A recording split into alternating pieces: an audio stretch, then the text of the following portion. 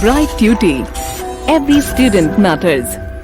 Now, students, when we are talking about the peace mission and the ceasefire of 1964, in 1963 we saw that how they were looking forward to a short-term tactic that they should be getting statehood.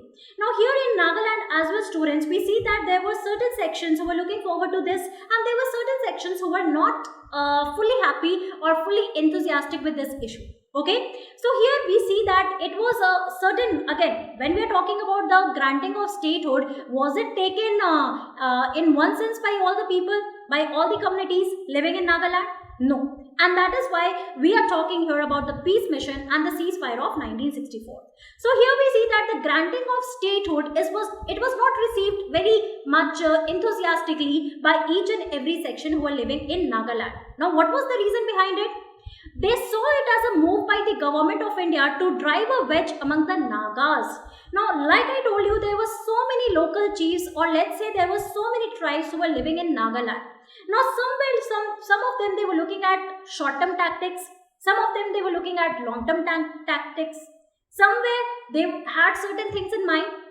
So here we see that granting statehood to Nagaland at one point, it was seen as in a good sense, but there were certain people, it was not with a certain section, or let's say all sections, that they were very much happy with the granting up of the status of statehood. Why?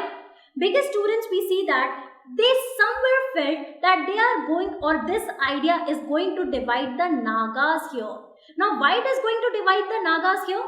Because at one point we are talking about the central government having the authority. At next point or next level, we are talking about the federal government of Nagaland. Now, we have the federal government of Nagaland in what sense?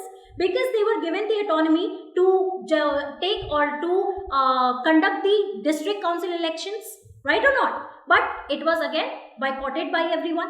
So, somewhere they had the federal autonomy here, but yet were they looking forward to since they were looking forward to complete independence, so somewhere they were not happy with the decision that was taking place here. Now, because of this, we see that all these groups, the Naga people, the tribes that we are talking about, they look forward to one path now. What was that? They took the violent turn here. Now, what was the violent turn here? Now, you will learn a lot of news and a lot of insurgencies that took place during this period. Now, when we are talking about the year 1963 to 64, we see that there were so many conflicts or violent forces, or let's say the violent acts that were taking place all over Nagaland, just because they were not happy with the decision, and somewhere they boycotted the Indian government here. So at this particular time, people, they were looking forward to bring a final solution to the condition that was taking place in Nagaland here. So therefore, a peace mission was brought up. So here we see that the idea of peace mission was brought up, and there were so many people who were involved here. They wanted to bring peace in this place.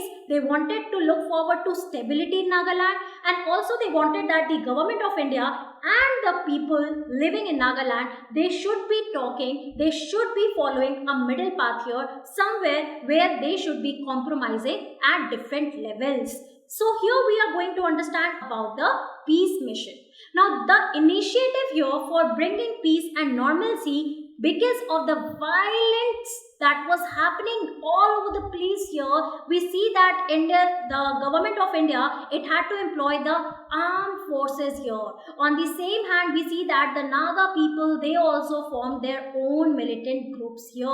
So definitely the violent clashes that were taking place in Nagaland, it was doing no good here. So therefore, people look forward to bringing peace here in this region and normalcy in this region. The initiative was taken by the Nagaland Baptist Church Council, which is known as NBCC, who organized a convention at Wokha from 31st January to 2nd February 1964. Now, if you look at this image, we are talking about these people here, the members of the Baptist Church and different people who formulated, or let's say who wanted or devised certain ways through which stability could be brought in this region here.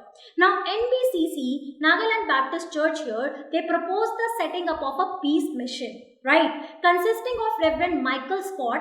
Okay, now he was an Anglican. representative of the Anglican Church. Then we have J.P. Narayan. J.P. Narayan, he was very much in favor of the ideas that were introduced by Gandhiji, who followed the idea of satyagraha, that is non-violence and truth, right? So we are talking about J.P. Narayan, okay? Then we are talking about Michael Scott, and at last we are talking about V.P. Chahila. Now, these were certain great personalities who involved in the peace mission here. Somewhere they wanted to break the talks, or let's say break the ice here between the Indian government and the Nagaland government, the federal government of Nagaland, and they wanted to set different meetings here so that these people, they could come to normalcy here. So meeting with the Nagas and the government of India, this was organized. They were looking a path for compromise here. Finally, they were looking a path for compromise where they wanted that only if the government of India is willing to talk to the people of Nagaland, then only we can come to a compromise. And if we come to a compromise, then only we are going to bring the situation of normalcy in Nagaland. We are going to avoid all the violent acts that are happening here, the killings of people, and also the armed forces and the militant group on both hands, they were working. So finally, on 6th September 1964, draft agreement was prepared and ceasefire was looked forward to. What is the meaning of ceasefire? That both the parties, for example, when we are talking about the armed forces from the government of India, and when we are talking about the militant group here from the federal government of Nagaland, they will surrender from both the ends. They are not going to fire from both the sides, and they are not going to, anticipate for any other violent movement here. Okay, so these were certain things that was looked forward to here through the peace mission that was started in this period. Now finally we are talking about the end, the last leg of this chapter here, that is peace talk and Shillong Accord. This is another important point that you need to understand here. So you right now learned about the peace mission that took place during this period, right or not? So we see that it was the Baptist Church of Nagaland that decided to talk about the peace mission, involving a lot of great personalities who would look forward and go and have a talk, right? So a sense of interlocutor. What is the interlocutor? What does the interlocutor do? So he or she has the responsibility to go and talk to the people and look forward to their demands, come to a middle path, sign an agreement and try to compromise from both the ends. So these people, they got the task here. Right. So right now we are going to talk about the peace talk and the Shillong Accord that finally happened here and what was the situation thereafter. So first round of peace talks, it began immediately at Chedema, that is a few kilometers away from Kohima, the present day capital here, on 23rd September 1964. So you need to remember this point as well. Now these talks, they came to a deadlock because of conflicting views which did not provide for a compromise. Now see students, somewhere when we have two sides and both sides, they are persistent to their views, right? So here when we are talking about the people of Nagaland, right now they were demanding for complete independence, right? They did not want the status of statehood. They wanted complete independence. Right now they were demanding for greater Nagaland, or about the term that you have learned, that is Nagalingam. Nagaland, not Nagalingam. Okay, so here we are talking about greater Nagaland, right? But at the same time, government of India, on one hand, they were ready to look forward to the demands, but yes, they were also trying forward or looking forward to the thing that they should be given a part of, whatever the areas that they are demanding. But again, what was the future agreement? The future agreement that we are talking about. So should there be a specified time till which you have been granted the status, or it should be for time immemorial? There were so many issues, there were so many things that you need to understand about here. So here we see that both the parties here, they had their own conflicting views, and because of this, they were not coming to a point here. It came to a deadlock. Deadlock as in they did not come to any particular conclusion.